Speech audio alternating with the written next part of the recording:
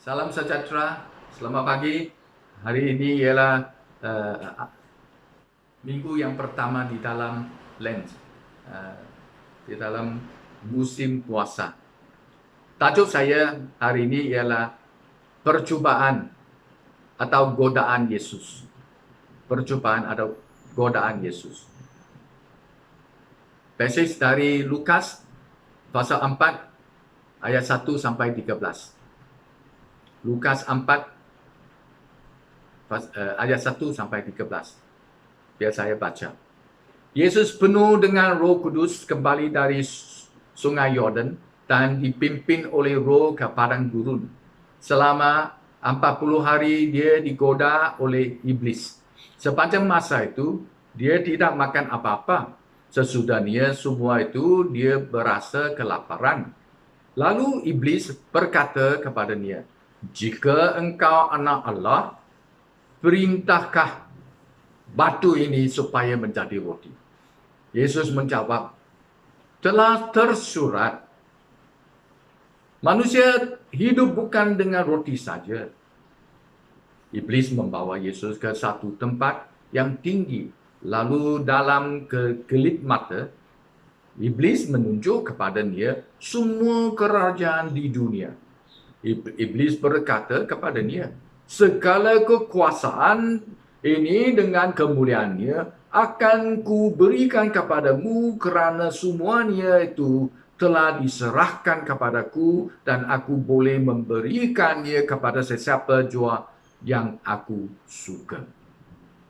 Jadi, jika engkau menyembahku, semuanya itu akan menjadi kepunyaanmu. Tetapi Yesus menjawab, "Telah tersurat, hendaklah engkau menyembah Tuhan Allahmu dan kepadanya sahaja engkau beribadat." Kemudian, iblis membawa Yesus ke Yerusalem lalu meletakkannya di puncak bait suci dan berkata kepadanya, "Jika engkau anak Allah, terjunlah dari sini, kerana telah tersurat, Allah akan memerintahkan malaikat-malaikatnya untuk menjagamu, dan mereka akan menentangmu supaya anak kakimu tidak terhantuk batu." Tetapi Yesus menjawab, "Ada dikatakan, janganlah engkau menduga Tuhan Allahmu."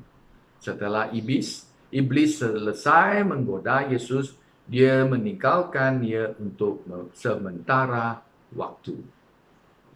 Inilah firman Tuhan. Terima kasih Tuhan. Manusia hidup untuk apa? Satu peribahasa Cina kata, manusia mati kerana mengejar kekayaan dan burung mati kerana mengejar makanan. Artinya, manusia sebab mereka mahu kejar kekayaan, mereka gunakan apa cara-cara pun sampai mati. Mereka pun mahu dapat kekayaan. Tapi burung, untuk mahu dapat makanan, mereka lawan, gunakan semua tenaga mereka sampai mati. Dia pun mahu lawan sebab mahu dapat makanan.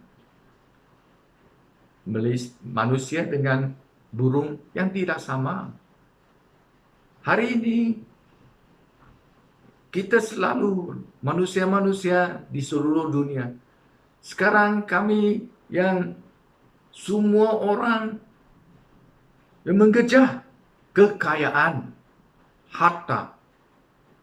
Sebab kekayaan, lihatkan Malaysia, 1MDB, kekayaan. Tak cukup 1 juta, tak cukup 1 bilion, tak cukup beberapa bilion.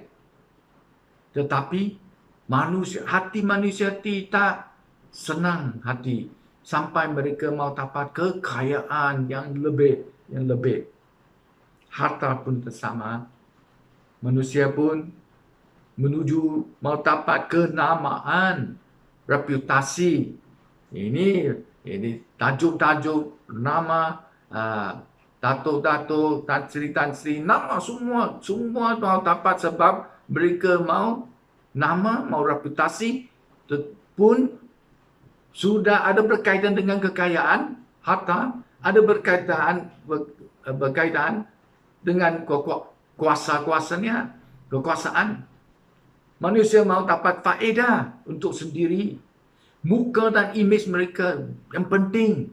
Kekuasaan, kesombongan. Semua perkara-perkara ini, di Alkitab dia kata ini perkara bukan dari Tuhan. Tetapi manusia selalu mengejar barang-barang ini, benda-benda ini, tidak peduli mereka hidup atau mati. Sebab mereka ingat ini boleh dapat keseronokan atau memberi mereka kepuasan hati.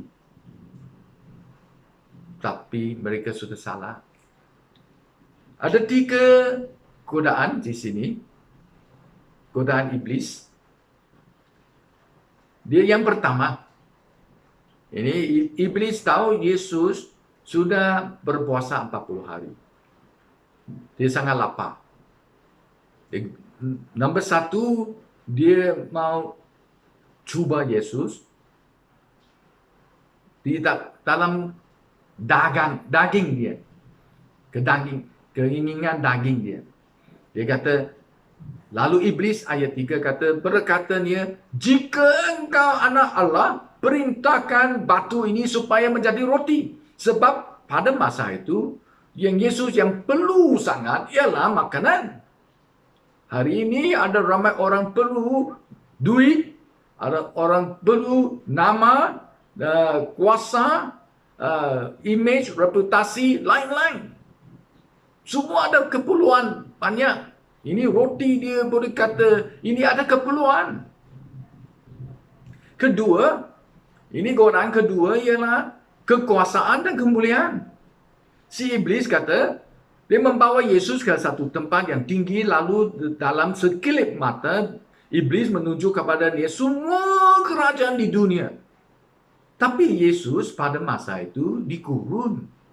Macam mana dia boleh lihat? Tapi hari ini kita tahu ini adalah virtual reality, VR. Virtual reality ada satu seperti keping gambar untuk Yesus yang lihat semua kerajaan di dunia. Dia boleh lihat. Dia kata, si iblis kata, segala kuasa ini dengan kemuliaan ini akan ku berikan kepadamu kerana semuanya itu telah diserahkan kepadaku dan aku boleh memberikannya kepada sesiapa jua yang aku suka. Jika engkau menyembahku, semuanya itu akan menjadi kepunyaanmu. Ramai orang pun sama juga jatuh di dalam keadaan kedua ni, kuasa dan kemuliaan. Kita mesti mau dapat nama, mesti mau dapat reputasi, mau dapat ini kuasa, dapat ini kemuliaan. Oh, kami mau dapat masuk limelight untuk ramai orang lihat. Oh, ini ada satu senario yang kami selalu di dalam mimpian kami, keinginan kami mesti mau dapat. Ini pun selalu membawa manusia yang jatuh teruk.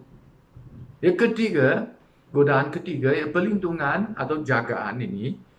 Kemudian iblis membawa Yesus ke Yerusalem, lalu meletakkannya di puncak bait suci dan berkata kepadanya, jika engkau anak Allah, terjunlah dari sini. Yesus dikurun.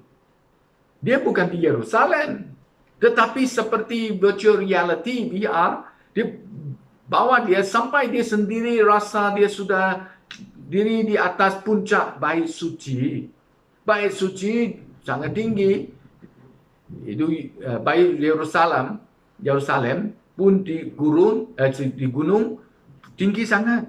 Kalau dia kata Allah, jika engkau anak Allah, terjunlah dari sini, kerana telah tersurat, Allah akan memerintahkan malaikat-malaikatnya untuk menjagamu dan mereka akan menantangmu supaya kakimu tidak terhantuk batu. Dia kata, Tuhan akan beri perlindungan, akan jaga engkau. So ini adalah satu kesombongan. Oh, adalah malaikat-malaikat yang boleh angkat saya, malaikat-malaikat yang jaga saya. Ini adalah satu godaan pun yang teruk sangat kalau kita selalu tidak jaga, kita jatuh senang saja. Di surat 1 Yohanes 2 ayat 15 dengan 16, Yohanes kata, jangan kasihi dunia ini atau sesuatu di dalamnya. Jika seorang mengasihi dunia ini, maka kasih terhadap Bapa tidak ada dalam dirinya. Segala yang ada di dunia ini, keinginan nafsu, keinginan mata, serta segala keangkuhan hidup, bukanlah daripada Bapa, tetapi daripada dunia. Pada masa Yesus, si iblis gunakan 3 godaan. Ini 3 godaan Yohanes 90 tahun yang akan datang. Dia pun sudah tahu. Ini dia mendorong Kristian-Kristian pada masa itu. Jangan jatuh. Ini ada 3 godaan. Ini ada godaan ya, keinginan nafsu, keinginan mata, keangkuhan hidup, segala keangkuhan hidup. Ini jaga. Ini bukan dari Bapa, ini dari dunia. Pada masa di Taman Eden, Adam dengan Hawa sama juga. Si iblis pada masa itu gunakan 3 godaan ini. Prinsip yang sama, tetapi cara-cara lain. Ini prinsip dia kata, lihat. Buah itu cantik. Pokok itu ada pengetahuan bezakan baik dan kesalahan, kebaikan dan kesalahan. Lihat. Yang pertama mereka ini adalah keinginan mata. Lihat.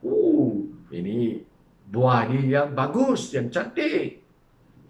Buah semua di syurga, di Taman Eden pun bagus juga. Bukan sini saja. Kedua, dia kata, buah ini sudah masak untuk saya. Ini keinginan nafsu. Ketiga, kalau makan buah ini, engkau boleh jadi seperti Tuhan.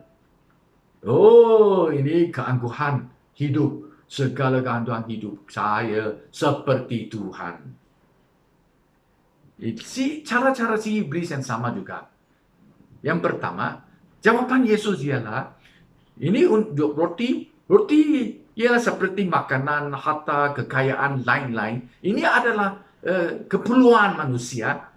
Tetapi jawaban Yesus kata, engkau mesti mau mengenali firman Allah. Yesus jawab kata, telah tersurat, manusia hidup bukan dengan roti saja. Di Injil Matius saya kata, manusia hidup bukan dengan roti saja, tetapi dengan semua ayat dari mulut Tuhan. Ini firman dari Tuhan. Ini jawapan Yesus kata, nombor 1, mengenali firman Tuhan yang Allah yang penting. Ini mesti. Kalau you mau atasi, mau lawan ini godaan ini, keperluan, dia kata di Alkitab dia kata menafikan diri sendiri. Bila you baca Alkitab firman Allah mengajar kita menafikan diri sendiri. Contoh, kalau saya mau 2,000 ringgit baru cukup untuk saya. perbelanjaan saya. Tetapi hari ini saya sudah dapat pendapatan 5,000. Yang lebih, engkau buat apa? Engkau mau gunakan 2,000, tetapi engkau dapat 5,000. Kalau 5,000, you sudah bayar bersepuluhan, lebih mau buat apa? Ini Yesus kata menafikan diri sendiri adalah kehidupan yang simplicity. Ini kehidupan yang simple, simplicity. Ini penting sekali. Mengenali firman Tuhan akan membawa kami ikutkan cara Yesus. Kedua, jawapan Yesus, kata untuk kekuasaan dan kemuliaan, Yesus kata, hei, hendaklah engkau menyembah Tuhan Allahmu dan kepada Dia sahaja engkau beribadat. Kedua, dia kata, kalau kita mau lawan godaan kekuasaan dan kemuliaan, itu mesti ikuti Yesus. Ikuti Yesus ialah layani Tuhan. Layani Tuhan ialah adalah dalam hati kami mesti mau ikut Tuhan yang melayan Dia. Dia hantar kita pergi mana-mana, kita ikut. Buat apa-apa, kita ikut saja. Ikuti Yesus. Ini penting sekali. Ini kalau kita ada orang ramai di dalam pelayanan ingat mau melayan Tuhan. Melayan Tuhan kita pun mau dapat nama, mau dapat kuasa, pun dapat kesombongan. Ini dia kata bukan. Engkau mesti mau rendahkan diri. Ini layani Tuhan dengan kesudian engkau, hati yang sudi. Nombor ketiga, kalau ada perlindungan, ada jagaan, dia kata Yesus, jawab Yesus, dia kata, janganlah engkau menduga Tuhan Allahmu. Jangan menduga Allahmu, kata, biar Tuhan jadi Tuhan. Ini prinsip-prinsip dan konsep-konsep kebenaran Tuhan yang ada benar. Ada betul. Taat setia kepada Yesus saja. Taat setia kepada Tuhan. Ini ada jawaban Yesus. Kalau mau taat Yesus, di Alkitab dia kata, merendahkan diri sendiri. Bukan meninggikan. Seperti Yohanes kata, Yesus mesti ditinggikan, saya akan direndahkan. Yesus akan dikembangkan, saya diturunkan. Ini merendahkan diri. Di banyak ayat-ayat di Alkitab pun kata kita mesti merendahkan diri sendiri. Ini adalah ajaran Yesus. Ajaran Yesus untuk makanan, untuk roti, dia kata, ya engkau mesti menafikan diri sendiri. Kedua, mesti mau layani Tuhan. Ketiga, mesti mau merendahkan diri sendiri. Ini situasi pada Yesus bertemu dengan godaan. Ini Yesus ajar kami, godaan akan sampai. Tetapi kita mesti mau tahu macam mana adalah keputusan yang bagus. Dia kata, lepas itu dia kata, engkau mesti mau jadi murid Tuhan Yesus. Jadi murid Dia. Kita mesti mau jadi murid Yesus. Jadi murid Tuhan Yesus, kita boleh contoh gunakan ini tangan ini. Jadi yang pertama kita ini kita mesti mau ibadat, worship. Worship ialah fokus kepada Allah, fokus pada Allah. Ini worship yang penting sekali. Tetapi ramai orang worship ingat itu ikutkan liturgi ke, tradisi ke, musik ke, lain-lain. Bukan, mesti fokus kepada Allah. Setiap orang mesti mau fokus kepada Allah. Ini yang penting sekali. Kedua, ini adalah ajaran firman Tuhan. Apa ajaran ini? Firman Tuhan. Ini bukan berapa degree ke, berapa sertifikat ke, sijil kita dapat. Tetapi ini di dalam firman Tuhan kita fokus pada kualiti.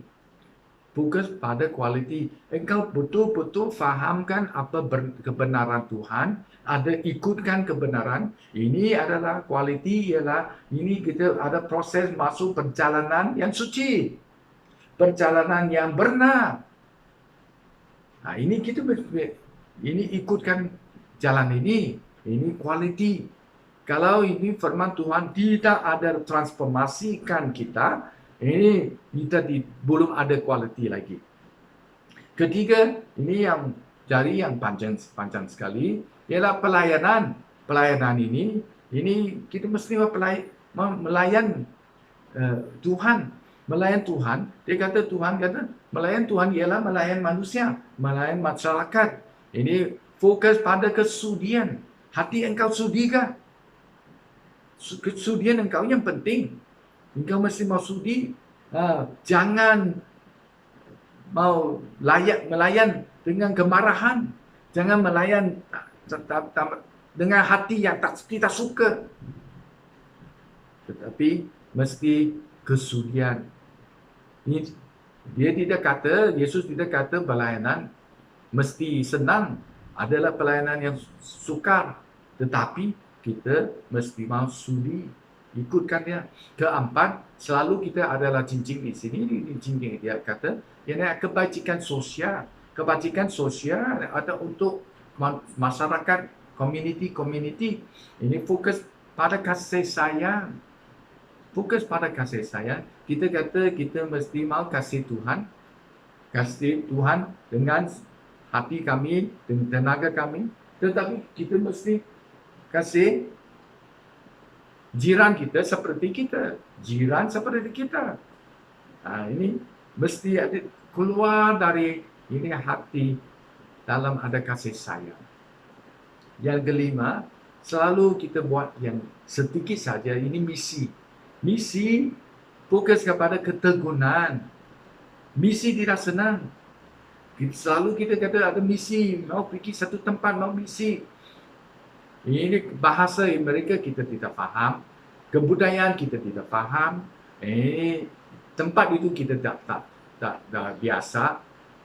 Susah. Makanan pun tak biasa. Semua pun tak biasa. Tetapi sukarkan? Ya. Susah? Ya. Tetapi fokus kepada keteguhan. Sampai kita sampai kehendak Tuhan. Tujuan yang Tuhan sudah tentukan untuk kita. Ini pengalaman Yesus ini, dia kata, godaan ini ialah menolong kami jadi murid Tuhan Yesus. Jangan berhenti sana, tetapi engkau mesti jadi pembuat murid Tuhan Yesus. Kita mau jadi pemimpin murid Tuhan Yesus. Tolong ramai orang yang ajar mereka, bawa mereka jadi murid Tuhan Yesus. Marilah kita berdoa. Bapa di syurga, kami puji Tuhan, hari ini kami bersama-sama mau serah kepada Tuhan. Kita lihat Tuhan Yesus sudah digoda. Dia boleh menang. Dia boleh atasi semua percobaan. Kami pun sama juga seperti Yesus, ikutkan Yesus, percaya kepada Yesus, mengikuti dia. Kami mesti mau dapat Yesus jadi model kita yang ikut cara Yesus. Tolonglah kami di dalam ibadat kami. Kami mesti mau fokus kepada Allah saja. Jangan fokus ke lain-lain, apa tradisi kah. Ini mereka boleh tolong kami, ada liturgi kah. Tetapi yang penting, kami mesti mau fokus kepada Allah. Kedua, kami di dalam firman Tuhan. Bila kami kenali firman Tuhan, kami mesti tahu kita mau fokus pada kualiti. Kualiti ialah kami sudah dapat firman Tuhan, kami boleh dapat transformasi, ditransformasikan. Jadi seorang yang masuk dalam perjalanan yang suci, perjalanan yang benar. Yang ketiga, kami tak masuk dalam pelayanan. Pelayanan ini masuk dengan hati kesudian. Ini yang penting. Ini bukan saja kami mau melayan Sebab kami boleh dapat nama, boleh dapat gaji, boleh dapat kesenangan hati. Tidak, tetapi mesti mau kesudian hati. Keempat, kami mau kebajikan sosial. Kami kata kita kasih Tuhan. Kasih Tuhan ialah kasih jiran kita seperti kasih sendiri. Kami mesti mau lihatkan komuniti, masyarakat dan semua alam sekitar kami. Mesti mau kasihi semua di dalam kerajaan Tuhan. And last, kami masuk dalam misi. Ini misi bukan senang. Pada masa sekarang lagi susah, tetapi panggilan Tuhan sudah sampai masuk dalam misi. Tolonglah kami jadi murid Tuhan yang masuk dalam misi. Kita mau fokus kepada ketokohan. Kami mesti mau sampai hujung, sampai capai itu capaian keputusan yang akhir ini sampai kehendak Tuhan Yesus. Tolonglah kami serah sendiri kepada Engkau dalam nama Yesus. Amin.